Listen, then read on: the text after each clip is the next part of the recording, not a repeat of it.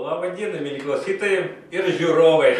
Šį kartą pas mus, kaip visada, MCP Club Life'as ir beveik visada mes Microsoft šveičiuose pas Microsoft'ą ir su mumis šiandien Šarūnas Končius.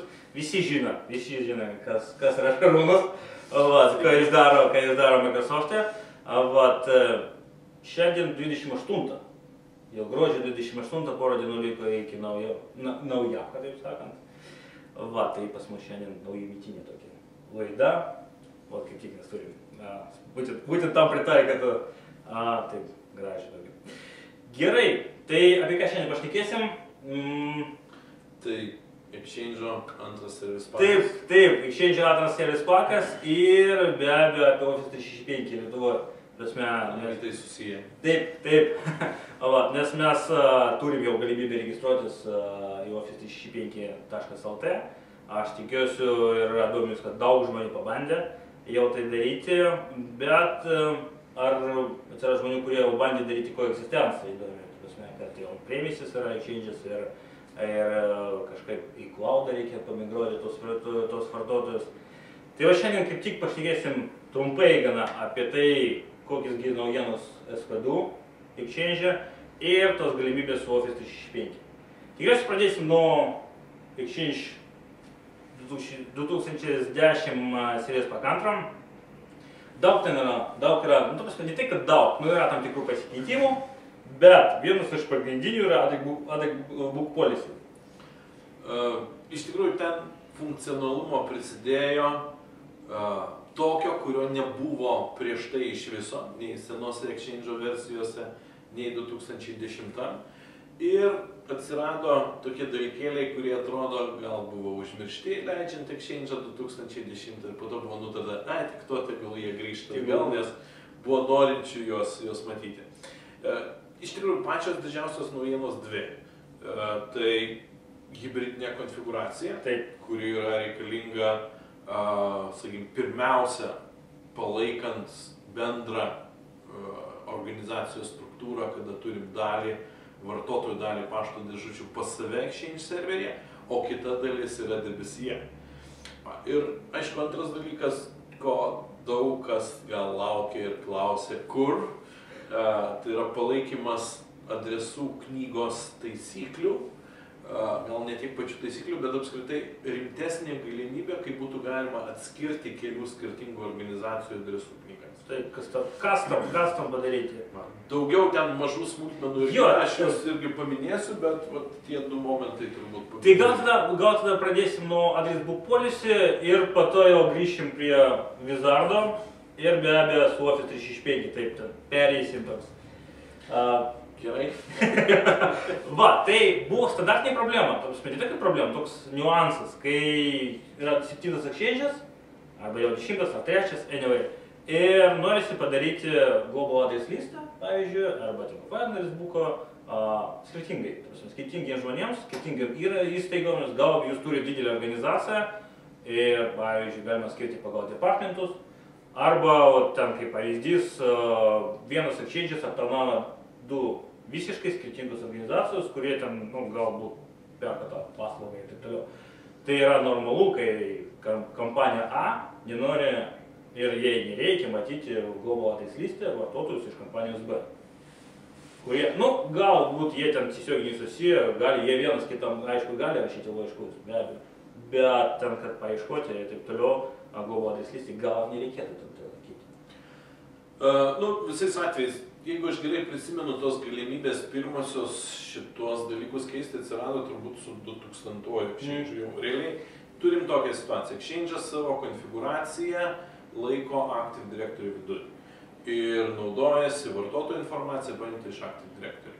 Tai yra, realiai mes viską turim suvestą į Active Directory. Dažniausiai Active Directory net ir didesnėje organizacijoje jinai bus centralizuota. Tegul išdalinimas į keletą domenų, bet Exchange organizaciją turim vieną, vadinasi atitinkamai iš viršaus, kada žiūrime viską, visus vartotojus galim matyti ir standartiškai įdiegus Exchange'ą matom iš karto. Ir atsirado tokių poreikių, kad norim atskirti tiesiog. Galbūt tos organizacijos nenori būti susijusios. Galbūt netgi specialiai mes turim tokį variantą. Vienas exchange'as gali palaikyti daug pašto dėžučių. Anksčiau gal buvo mažiau, bet dabar realiai vis tiek kalbam, kad apie paprastutį serveriuką exchange'ą, kokius 2000 vartotojų drąsiai. Ir ne su tokiom mažom pašto dėžutėm. Tai natūraliai norėtųsi tą patį exchange'o serverį panaudoti keliom skirtingom organizacijom, kas mūsų Active Directory viduje yra sujungta. Tai pradedant nuo 2000 versijos, 2003 visada būdavo būdų, kada mes galėjom imti atitinkamus įrašus Active Directory viduje, kurie yra matomi iš tikrųjų kaip globalios adresų knygos įrašai, tam grupės pavyzdžiui. Ir panaudodami teisės, tai yra Active Directory objektai gali turėti savo teisės, mes galim apriboti tas teisės taip, kad vienos grupės vartotojai nematytų kitos grupės vartotojų. Vadinasi, mes galim rodyti jiems tik tai viduj adresų knygos, tik tai, ką jie gali matyti pagal teisės. 2007 Exchange versijoje viskas buvo padaryta taip pat, su tom pačiom teisėm ir netgi buvo išleistas atskiras dokumentas, kuris sakė, jeigu darysit tą tvarką, neturėsit jokių bėdų, tai yra išlaikant tą idėją, mes galim pasiekti daugelio rezultatų. 2010 versijoje, kai tik išėjo šitas dalykas, kaip ir nebuvo palaikomas oficialiai. Kažkiek veikia, bet oficialiai palaikomas nebuvo. Ir dabar mes turim, tiesą sakant, visiškai naują būdą, kuris turėtų būti naudojamas kaip pagrindinis. Tai yra, nustojam žaisti su teisėmis ir galim pažaisti su adresų knygos taisyklėmis. Adresų knygos taisyklės reiškia, kad mes konfigūruojam adresų knygos servisą, kuris atskiras exchange'o servisiukas, nedidelis lyginant su kitais. Ir kada vartotojui reikia traukti informaciją apie tai, kas yra globalioje adresų knygoje, jisai čia prisijungia ir gauna šitą informaciją. Vadinasi, mes jau iš administratoriaus požiūrio galim suformuoti tas taisyklės, kas ką galėtų matyti. Vėlgi, veikia gražiai, veikia gerokai paprasčiau negu tas teisių tuninimas atskiriems objektams. Vėlgi reikia neužmiršti, kad yra tam tikrų apribojimų. Viskas vartotojams atrodys gražu tol, kol Exchange serveris nebus instaliuotas į domeno kontrolerį. Dabar virtualizavimo laikais, aš manau, iš tikrųjų nedaug adminų surasim, kuriems norisi tokį miksą turėti. Gal mes galim kalbėti ten apie kokį small business serverį, bet iš tikrųjų, kada mes išeinam už tos ribos, ten, sakykime, nežinau, 20 vartotojų ir kiek, iš tikrųjų norėtųsi turėti serverius su atskirom rolėm. Tai bet jeigu Exchange'as atskira rolė, su šito daiktu nėra jokių bėdų, adresų knygos taisyklės veikia normaliai. Jeigu mes visgi turim domeno kontrolerį, domeno kontrolerį jau veikia panašus servisai, tai yra globalus katalogas iš esmės. Ir jeigu klientai, tas pats Outlookas, jungsis į globalaus katalogo servisą, jie matys visą pilną adresų sąrašą. Atitinkamai, jeigu koks nors kitas klientas keistas, pavyzdžiui, kurį Maco vartotojai naudoja. Taip, ne Outlookas, ne Microsoft. Tas senasis keistų pavadinimų iš raidės, jeigu jie jungsis irgi tiesiai į globalų katalogą, jie irgi galėtų matyti pilną sąrašą. Bet jeigu mes sudėliojam viską taip, kad šitas duomenis trauktume iš Exchange serverio adresbook serviso, tos mūsų sudėliotos taisyklės labai gražiai veiks ir jos dėliojasi labai paprastai, Wizardo pagalba. Mes iš karto galim pagalvoti situaciją, sakykime, kas ką turi matyti. Įvairūs tokie variantai, kad pavyzdžiui turim 3 skirtingas grupės vartotojų ir pavyzdžiui viena grupė turi matyti tik tai, kas pas juos viduj, antra grupė turi matyti tik tai, kas pas juos viduj, trečia grupė turi matyti viską. Va šitie scenarijai, kurie iš tikrųjų buvo sudėtingai labai sudėliojami 2007 versijoje, dabar gaunasi pakankamai paprastai, realiai ten vos ne 3 taisyklės aprašius Wizardo pagalba. Taip. Bet reikia nepamiršti tai, kad reikia priskirti Global Address List, priskirti Offline Address Book, priskirti room mailbox, taip sakant. Jeigu jūs neturit room mailbox, neturit equipmento, room, jums reikia padaryti. Reikia sukurti blankinį, ta prasme, paprastą tuščią, nu ten pavarikavimą, taip, reikia sukurti tokį tuščią, taip sakant, room mailboxą. Bet jie turi būti ten. Tai tokios pliusai. Vėlgi, yra dokumentacija ir jeigu darysi taip, kaip ten parašyta, viskas gausis puikiai ir greitai, daug greičiau negu, sakykime, su 2007 versija koriguojant teisės. Jeigu jūs turėjot, sakykime, 2007 versiją, dabar galvojat migruoti prie 2010, irgi yra parašytos taisyklės, kaip reikėtų daryti. Tai yra iš pradžių sukurti, tai yra praktiškai gaunasi replikuoti tas pačias struktūras, ką jūs turėjot su teisėmis čia ir po to, sakykime, jau migruoti vartotojus nukreipti į adresų knygos servisą ir tada grąžinti originalias teisės seniesiems objektams ten, kur tos teisės buvo modifikuotos. Jo, tai tikrai yra white paperis, kur ten step by step paprašoma, ką jūs turite padaryti. Va, tai labai patogu, labai patogu, jau bandžiau, labai patiko. Ok, tai kas toliau? Toliau tas Wizardas, magiškas, hibridinį, kosminis, o ne kosminis, klaudinis reiktų. Jo, klaudinis. Tai be abejo, kamgi jis buvo padarytas? Paprastinti vėlgi, ta pati idėja buvo paprastinti administratorių gyvenimą. Taip. Taip, todėl kad darant kažkokius sprendimus, pavyzdžiui, kai jūs turit Exchange on premises, reiškia pas kompaniją, ir norit jau paimti arba kažkaip sumigruoti vartotojus į Office 365, pasinaudoti tos galimybės ir panašiai, jums, man atrodo, ten buvo apie 46 stepai. Reikėjo padaryti taip, kad ten sukurti Microsoft Federation Gateway prisijungimus, tai taip toliau, next, ten finish. Dabar, naudojant tą Wizardą, ten bus apie 6-7 stepai. Itin paprasta. Itin patogu. Jeigu jūs, tarasme, dabar jau galvojate apie kaipgi bandyti jau perėti į Office 365, tai be abejo, palaukit, suinstaliuokit iš pačių Service Pack 2. Tikrai palengvins jūsų administratorio gyvenimą. Tai galim trupučiuką detaliau, kad gal tie, kas nebandė, nežino, kur tos bėdos, kada to daikto prireikia. Savoka hybridinis sako, kad mes turim miksą kažko. Realiai tas miksas dažniausiai reiškia kelias skirtingas exchange organizacijas, kurias mes norim matyti kaip vieną. Tai yra, jeigu prieš tai kalbėjom, kad mes norim, turėdami vieną exchange organizaciją, norim atskirti, kažkas ten viduje yra, tai dabar mes turim kelias organizacijas ir norim sujungti, kad tam tikram lygyje tai matytųsi kaip viena. Dažniausiai šiai dienai mes taip manom, kad tas pavyzdys, kur šito dalyko reikės, bus tada, kai jūs turit savo exchange serverį, kuriame, sakykime, ten kokie nors VIP klientai turi pašto dėžutės pas jūs, o paprasti vartotojai naudojasi Office 365 paslaugom ir pašto dėžutės turi debesyje. Adminui valdyti šitą situaciją, iš tikrųjų ten, kada reikia daryti po 40 žingsnių, norint kažką išgauti, yra nekas. Tai norint padaryti taip, kad naudojantis tais pačiais administratoriaus įrankiais būtų galima suvaldyti situaciją, nesvarbu, kur ta pašto dėžutė yra, bet hibridinė konfiguracija tam ir reikalinga. Hibridinė konfiguracija taip pat gali pagelbėti ir hostinimo scenarijos atveju, bet dabar gal šito nelieskim. Tai pabandom pasižiūrėti, kur tie pliusai, kokios savybės būtų supaprastinamos, kada mes pradedam naudoti hibridinės konfiguracijos dalykus.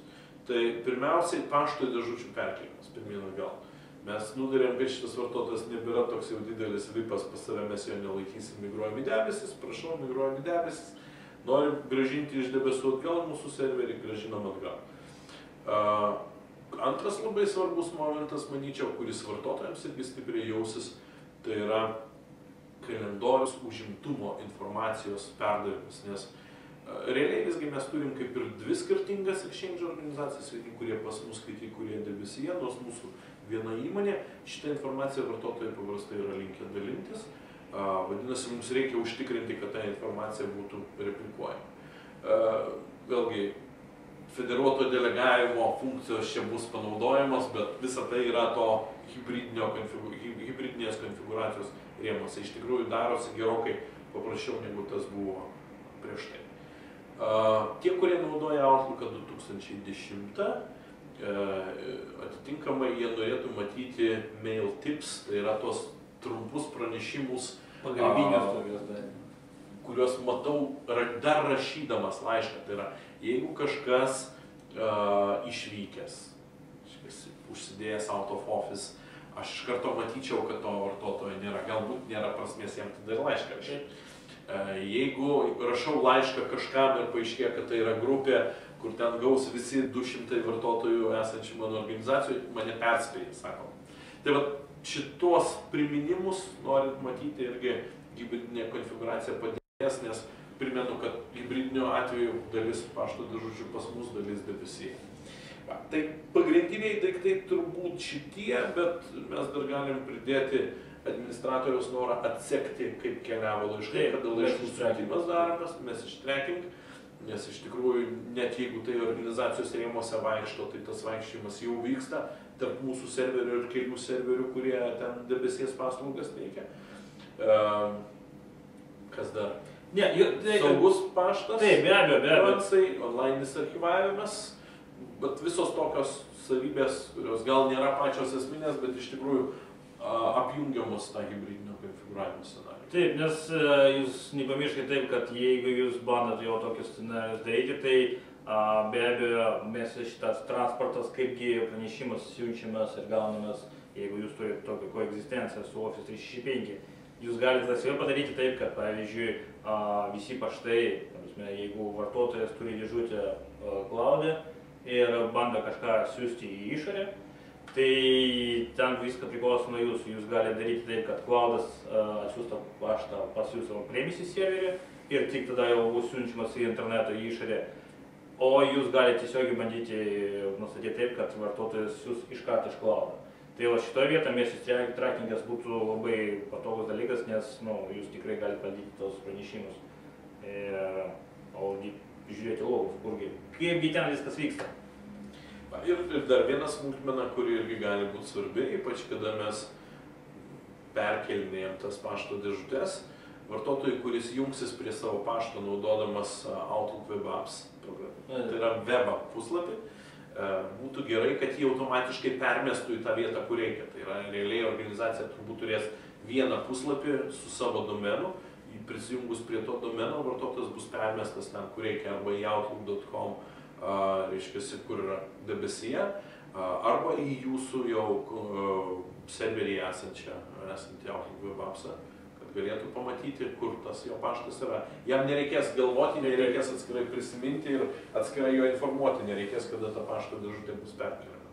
Jo, nes akčiai žinos, kad jo dabar tas vartotojos pašto dėžutė yra remotinė, ten bus toks žyma, taip sakant, prie pašto dėžutės, kad ta dėžutė būtent yra cloud'e. Tai daug padeda, palengvina gyvenimą Wizardas itin stipriai. Kas dar, kokius to naujienos? Bet apie Office 365 dar grįšim tikriausiai. Mes galim dabar iš karto aptarti Office 365, po to dar grįžti. Gerai. Iš tikrųjų, jeigu dabar nutartumėt pabandyti, kaip veikia Office 365 ir būtent, sakykime, hibridinių atvejų, tai tą daryti tikrai verta pasiėmus Exchange serverį su antru service paku.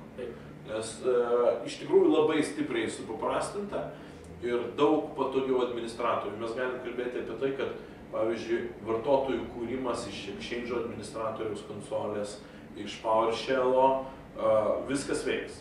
Aišku, teks per mėnesį laiko įsiloginti į administratoriaus puslapį valdantį debesų paslaugas ir priskirti įsigytą licenciją tam vartotojui. Bet realiai tik tai specifiniais tikslais, kas būtų susijęs su Exchange'u, tas būtų pilnai valdoma standartiniam klasikiniam priemonėm ir, sakykime, tai siejasi su cloudo teikiamų paslaugom. Jeigu dar nepabandėt, verta pabandyti, tas pranešimas turbūt buvo, nežinau, ar IT-šnikų šitose sesijose buvo aptarta, bet iš tikrųjų lapkričio pabaigoje buvo pranešimas, kad Baltijos šalyse, įskaitant Lietuvą, dabar šitos paslaugos tapo prieinamos, jas jau galima bandytis, dar nėra, kad jau komerciškai ten pirkt naudot, bet bandytis jau gali visi, kurie nori. Ir kiek aš žinau rezultatus, kiek žmonių bandosi, ne vien tik tai užsiregistruoja, bet matosi, kad ten vyksta kažkoks veiksmas. Naujose šitose šalyse, kuriuose ta paslauga buvo paleista, Lietuva yra pirmoje vietoje, mes netgi estus aplenkiam, estai antri. Tai tas iš tikrųjų yra malonu, aš pats irgi bandausi pasiėmęs ten tokį vieną domeną labai gudrių pavadinimų. Bet aš kol kas išbandžiau tik tai standartinę konfiguraciją, tai yra be hibridinės. Kada bandysiu hibridinę konfiguraciją, o ją aš irgi bandysiu, aš mėginsiu būtent pasiėmęs Exchange'o service packą, nes visai kitas administravimas iš administratoriaus pusės. Vartotojui gal tas taip nesijaučia, bet taip, reikia rūpintis administratorius sveikata. Visada. Va, tai ir kodėl galime taip nuspręsti, kad vis tiek daug vartotojų iš Lietuvos, nes kuriant vartotojus, Office 365 jau ten viduj cloud'e, reikia nurodyti šalį. Reikia nurodyti šalį, iš kur gyvena, kur dirba tas vartotojas. Ten buvo specialiai tai padaryta, kad tam tikros galimybės, tam tikrą funkcionalumą ne visos šaliai gali naudoti. Prasme, ten vienoje šalyje negalima laikyti visą, pavyzdžiui, Unified Message Calls, ten logai cloud'e arba ten konferencijos logus cloud'e. Ten it depends.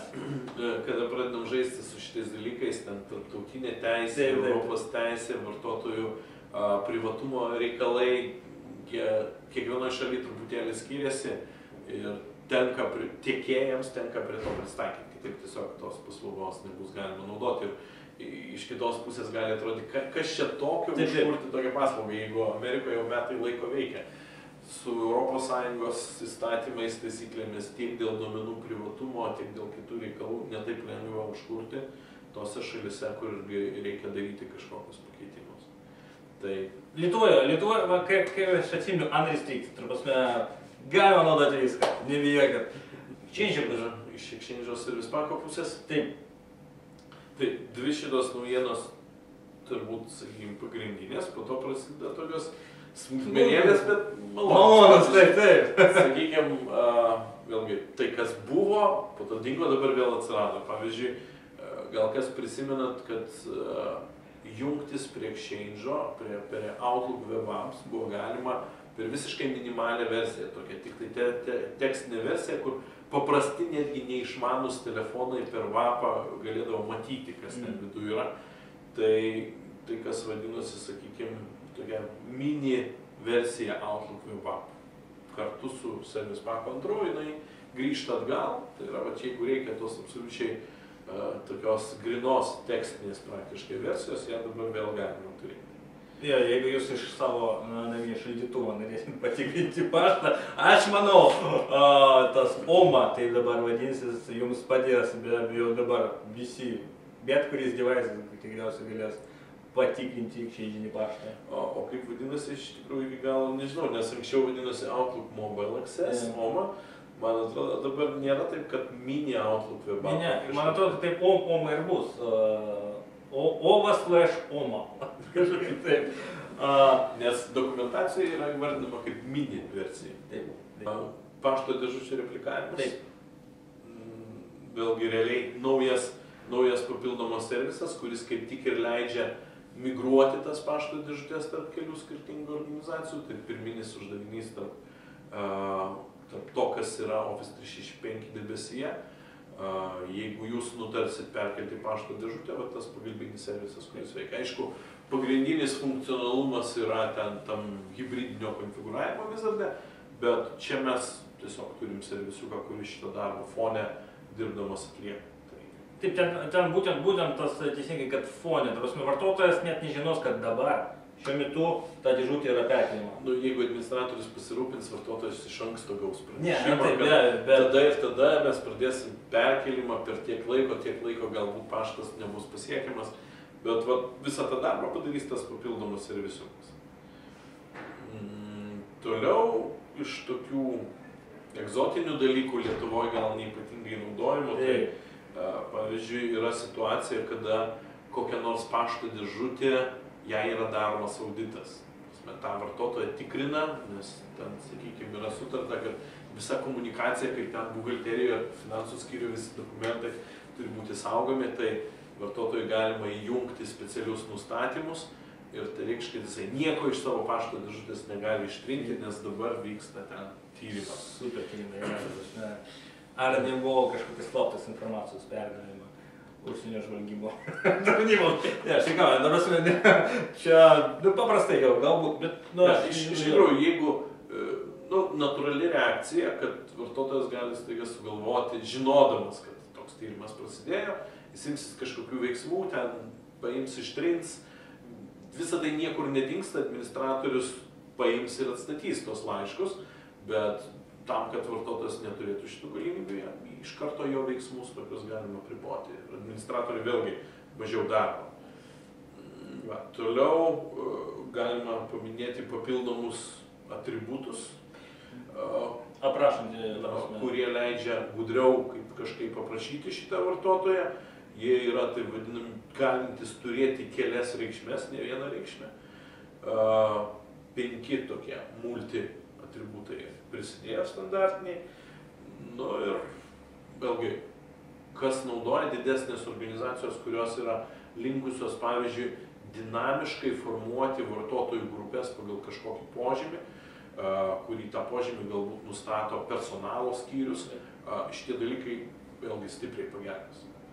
Manau, tai neblogas variantas, nes kiek aš žinau didesnių organizacijų, kurios 2010 Exchange'o versiją pradėjo naudoti, jie mato didelį pliusą iš tų dinamiškai formuojamų vartotojų grupių pagal tam tikrą požymį. Tuo labiau, kad grupės narystė, jinai užduota taisyklėmis ir automatiškai bus, sakykime, sureaguota, jeigu vartotojo kažkokie požymiai pasikeičia, jisai perkeliamas į kitą padalinį ir panašiai. Tai dar vienas toks smulkus dalykėlis. Galim paminėti, aišku, apie tą patį, vėlgi, kaip atskira savybė mes minėjom, reagavimas į tai, kur yra vartotojo pašto dėžutė ir nukreipimas į Outlook Web Apps atitinkamą vietą. Tai irgi ten papildomi tokie komponentai egzistuoja, tai yra ne vien to hibridinio konfigūravimo wizardo reikalas ir sanity directionals ir panašiai. Sakyčiau, dar vienas dalykas, kuris gali nustebinti administratorių, gal nemaloniai, nes vartotojai gali pradėti po Service Pack antro instaliavimo, vartotojai gali pradėti skambinti ir sakyti, kas čia dabar, aš pradėjau matyti papildomas pašto dėžutės. Toks momentas yra, bet tai vėlgi ne klaida, o savybė. Tai yra susijęs su savybė, oficialiai vadinama Mailbox Automapping. Veikia jinai taip. Jeigu vartotojas turi full control teisės pašto dėžutę, šita pašto dėžutė iš karto bus parodyta jo Outlook'e. Taip kaip pirmą kartą konfigūruojant vartotojo pašto dėžutę, savo pašto dėžutę, Outlook'as prisijungia, suranda ją praktiškai matydamas tik tai pašto adresą ir slaptažodį, susiranda kokiam serveryje ir viską pilnai parodo, tai dabar vartotojas naujai startavęs Outlook'ą pamatys visas pašto dėžutės, į kurias jis turi full control teisės. Tai yra praktiškai kaip savininkas pašto dėžučių. Bet galima ir išjungti. Taip, kas iš tikrųjų yra patogu, nes aš kaip tik pastarąjį mėnesį buvau gavęs kalną klausimų, kokius 3 šitą temą, kaip daryti, kaip padaryti, kad būtų specialios bendro naudojimo pašto dėžutės, kokias teisės vartotojai turi turėti jas ir panašiai, kaip jas įjungti. Tai pagalvokim, kad vėlgi situacija su tom bendrom pašto dėžutėm gali būti komplikuota, nes administratorius čia sukonfigūruoja, serverio pusėje sudėlioja teisės ir tada jiems reikia eiti pas vartotoją arba siūsti instrukciją vartotojui, kaip vartotojas atsidarytų ir įsidėtų į Outlook'o konfiguraciją, kad nuolat matytų šitą pašto dėžutę. Dabar, jeigu mes jiems sudėgiam full control teisės, iš karto ta pašto dėžutė figūruos to hierarchijoje kairiai pusiai, ką jis mato Outlook'e paprastai ir nieko papildomai daryti nereikia. Jeigu manot, kad tas erzina, išjungimo galimybė yra, bet apie ją reikia tada pasidomėti praktiškai iš karto instaliuojant Service Pack'ą. Taip, nu maždaug viską aptarėm. Nu taip, sąlyginai. Taip, pagrindiniai dalykai paminėti. Bet kitas produktas yra irgi tam tikrų naujienų turi linkas, Unified Messaging linkas. Taip, tai čia vėlgi gruodžio mėnesio naujienos. Microsoftas, kada išleido linką, tas buvo prieš metus. 2000 Link Server 2010, atitinkamai klientai. Ir dalis klientų jau turėjo mobilų variantą. Tai yra, buvo galima jungtis iš telefonų, bet Windows Phone 7 neturėjo, Androidas neturėjo, iPhone'as neturėjo, o dabar praktiškai jau turi. Tai mes jeigu pasižiūrėsim, iš tolo nežinau, kaip ten matosi, Windows Phone 7 turi šitą klientą ir galima jungtis prie linko funkcionalumo iš jūsų telefono. Androido markete šitą programėlę taip pat yra nemokama. Microsoftas taip pat tą programėlę yra atidavęs ir į Apple'o programėlių marketą, tai yra iTunes. Tik tai dar patvirtinimo, kiek žinau, nepraėjo, bent jau praėjusią savaitę tikrinau, tai dar nebuvo. Bet irgi jau reikia laukti, tai yra tas reiktų. Priminsiu, BlackBerry palaikymas buvo jau prieš metus.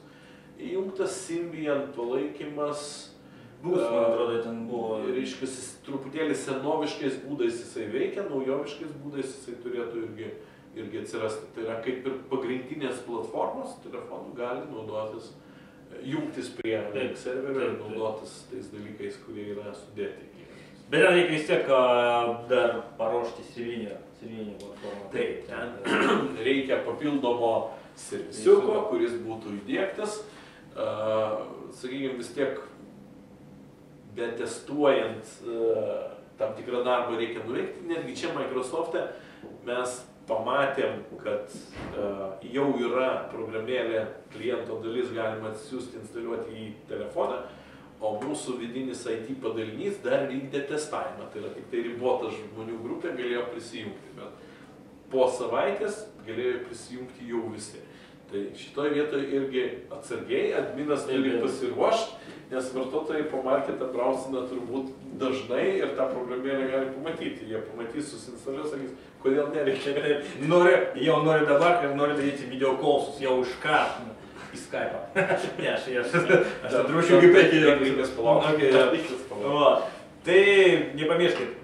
Kitas, bet jeigu jūs grįžtum vėl prie Office 365. Jeigu jūs dabar naudojat cloudinius, bandot arba kažką darot su Office 365, tai jūs dabar galite pasijungti laisvai, be problemų. Tai prasme, jūs galite pasijungti, jau nieko nereikia ruoštis. Jeigu kalbam apie Office 365, iš tikrųjų tas servisas ten veikia iš karto. Tai yra programėlė kliento pusė, tenai veikia iš karto.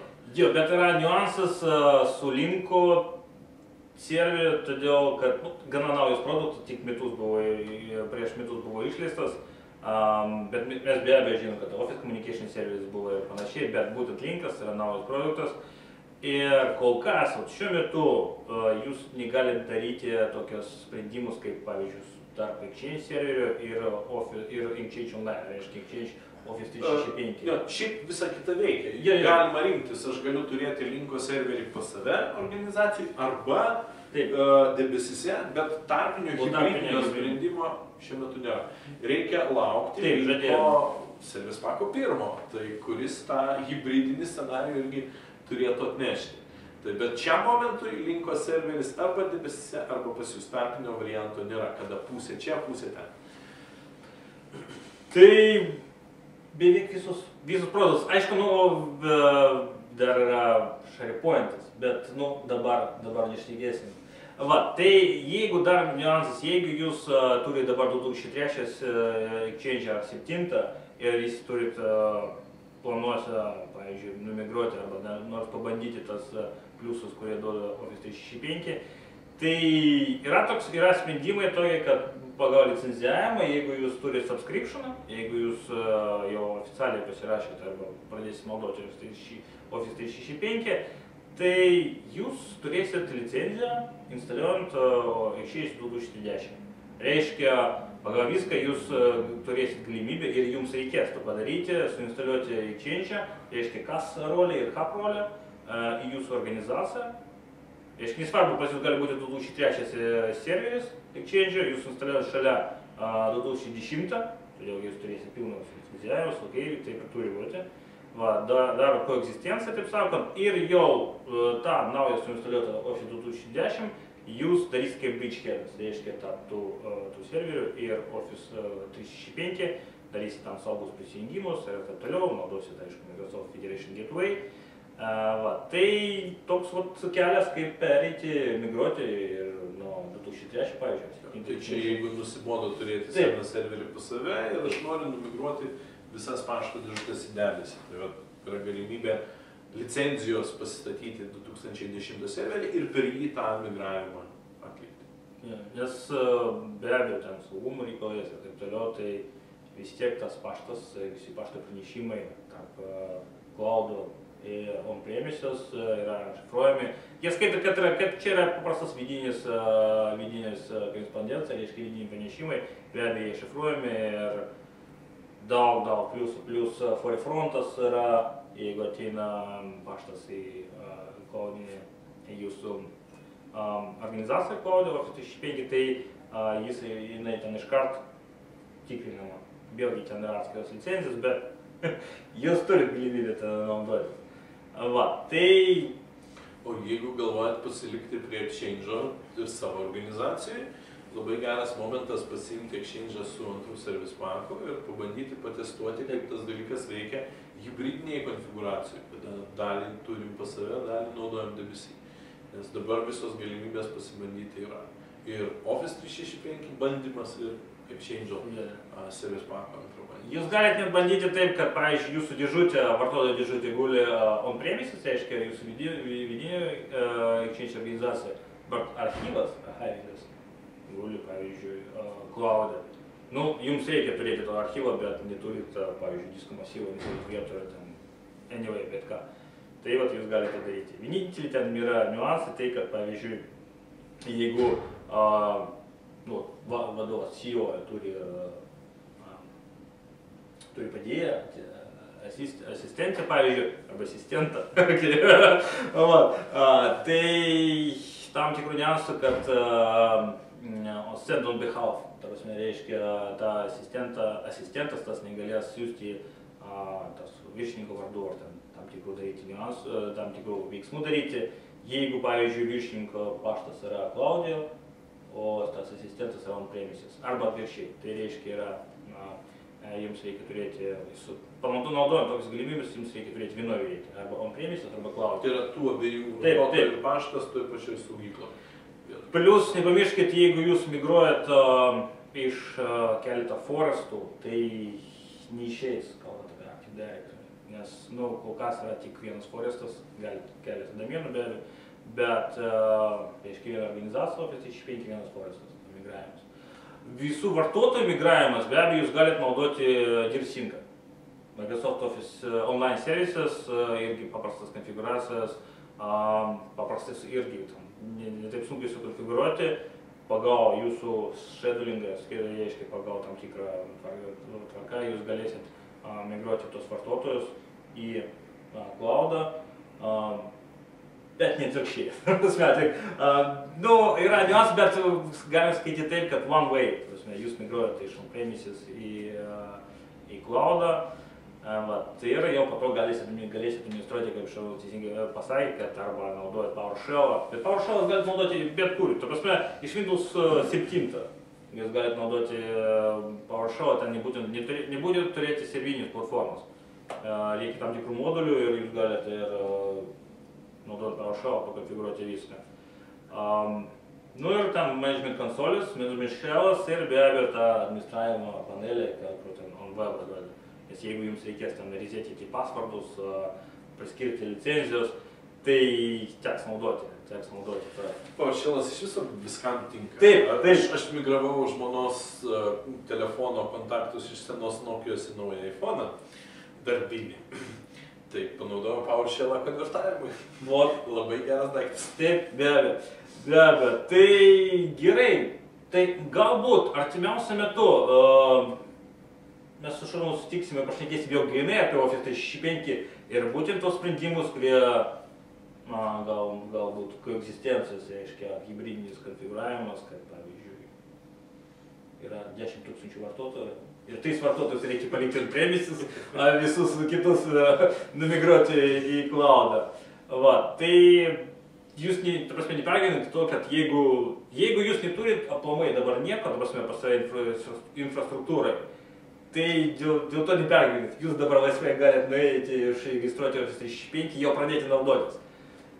Šitus visus ten servis pakantras ir tos, kai mes šnekėjome, subtilybės ir niuansai yra, jeigu jūs norit daryti jau koegzistenciją. Be abejo. Tai gal kada susitiksime ir grinai pašnekėsiu. Aš baigsiu testuoti tą variantą su hybridiniu ir galėsim pašnekėti vėl. Tai gerai, ačiū Šarūnai, ačiū už pokalbį ir palinkėsim gerai sutikti naujų metų. Tau taip pat. Ačiū, viso gero.